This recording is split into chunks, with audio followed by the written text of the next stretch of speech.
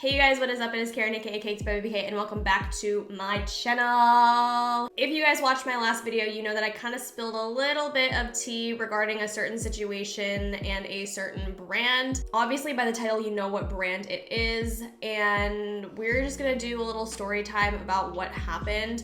I really want to make this clear. I never want to be shady or talk bad about a brand, but this certain situation that happened just left a really bad taste in my mouth. Some time has passed. I think this happened like 1 or 2 months ago. And I keep seeing so much content, especially on TikTok, from creators promoting this brand's products. And every time I see one, it just doesn't sit right with me just because of what I went through and this whole situation that I'm about to talk about. That is why I'm making this video, is to shed light on the situation and also to warn other creators. I'm gonna be pulling out all of the receipts. We're gonna go in depth, more in depth than my Twitter thread and what I mentioned on Instagram stories. This may be a long video, but bear with me. I definitely think that it's important that I speak on this because this situation was just not cool, man.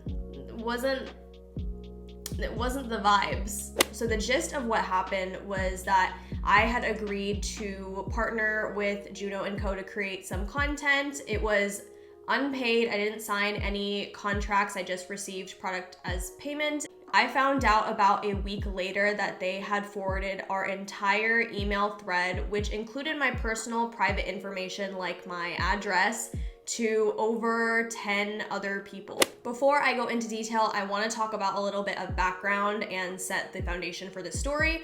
So they reached out to me on February 27th, and they actually sent me 2 separate emails, but both said the exact same thing. So that was a little bit of a red flag to me, but I was like, whatever, it's fine. Like, that happens. So essentially what this email said was, "Hi, we love your content on TikTok. We would love to collaborate and send you product and you can create content for us." Now, before y'all drag me, I actually charge for content, like actual money payment. However, TikTok is so new, it just didn't feel right for me to start charging after I've only been on the app for like a couple of months, if that makes sense. So that's why I accepted product as payment and I decided to create content for the Juno & Co. brand. So we're talking back and forth about details about what kind of content they want, what my address is, and what they're gonna send me, yada, yada, yada. Reminder that they first contacted me on February 27th, and I have the emails on my phone and I'm looking at them right now. And March 15th was the day that I posted my TikTok on my page. I emailed them back and I said, "Hi, thank you for the generous package. I've just posted a TikTok on my page using all the brushes and sponge. I made sure to use those hashtags you sent as well because they sent me, guidelines to follow. Thank you again, and I hope to work with the Juno & Co. brand again soon. Best, Karen." I did not receive a response, which was a little bit of a second red flag warning, but I didn't think much of it. Then a few days later, one of my very good friends in the beauty community, Lifestyle of Ariana, if you guys are not following my girl Ari, what are you doing? Okay, I'm gonna put a screenshot right here, okay? She just landed a full-time job straight out of college. I'm so proud of her, and she's still maintaining her makeup stuff. So, okay, shameless plug about one of my best friends. She mentioned to me that Juno & Co. forwarded our entire email thread to her. And I was like, what? Obviously, I was a little bit annoyed and upset, understandably. And I think it's important to note that they had never reached out to Ari at all before they sent her my entire email thread, which included my personal information. So me and Ari are talking back and forth. We decide that she responds to that email thread by informing them that they had sent that out on accident, and we would go from there. I would handle the situation from that point however I saw fit, depending on what they did. A couple of days passed and they ghosted her ass. They did not respond, they did not take responsibility, and that just was so unprofessional. So I reached out on the previous email thread that we were going back and forth on. This is where I'm gonna insert screenshots because I think it's gonna be a little bit hard to keep up if I don't include them. I'm just gonna scooch over so I have room to put it in here. Hi, I hope you've been well since we've last talked and are staying safe. Recently, I was made aware of a situation that I find quite alarming. One of my good friends in the community reached out to me saying that you forwarded her my personal, private information. This makes me question the level of professionalism that the Juno & Co. team possesses. I have a few questions regarding this incident. Number one, was she the only person my information was forwarded to? Because I don't want random strangers having my info. Number two, why was it forwarded in the first place? She informed me that she had never made contact with the Juno & Co. team before that interaction. In addition, when she emailed you about it, you did not respond. I really hope that you rectify the situation, as this makes me see the Juno & Co. brand in a completely unprofessional light. I look forward to hearing back from you.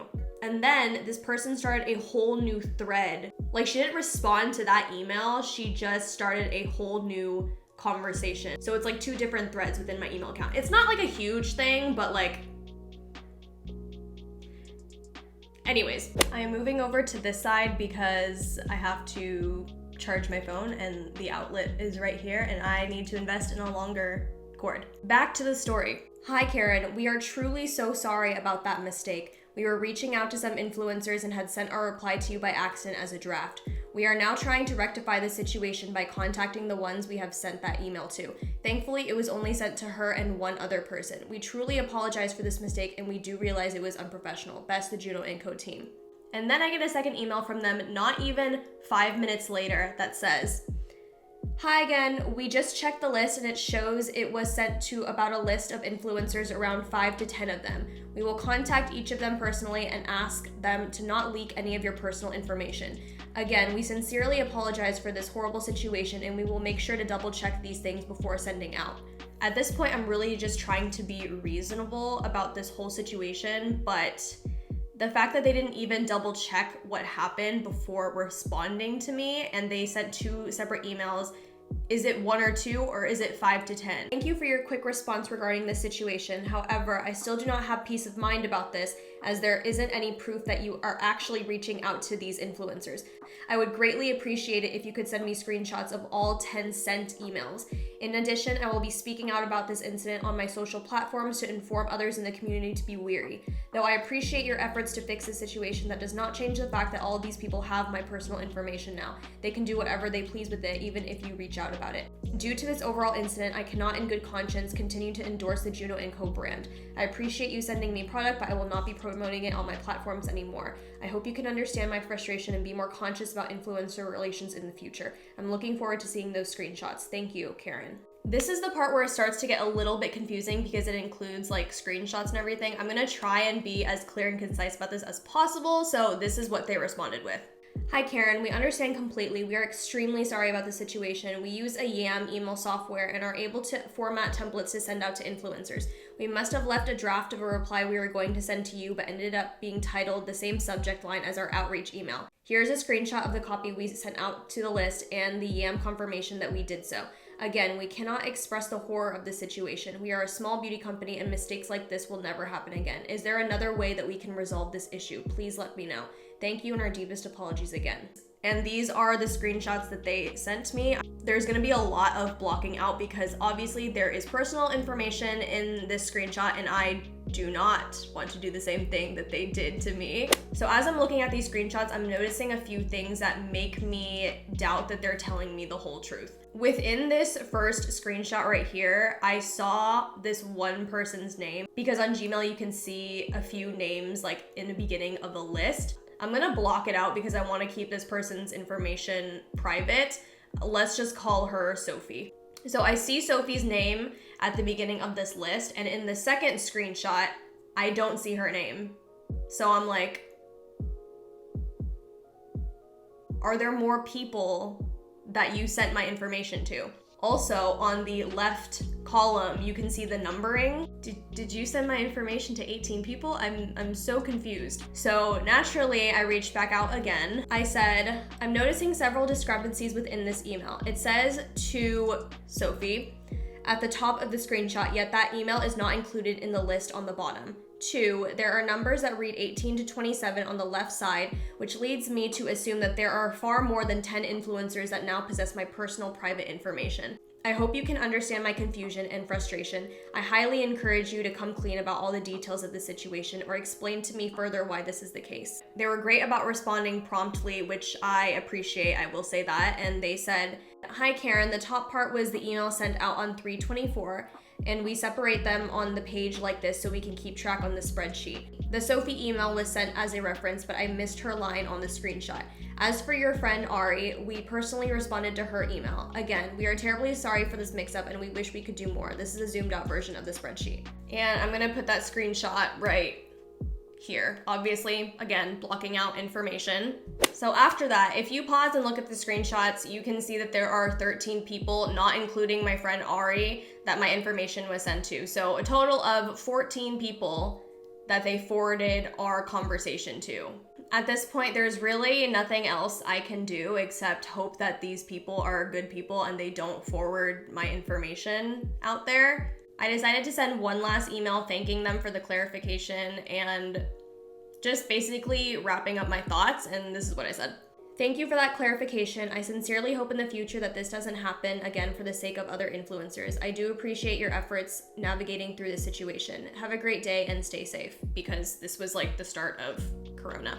So I just left this situation feeling very, very conflicted.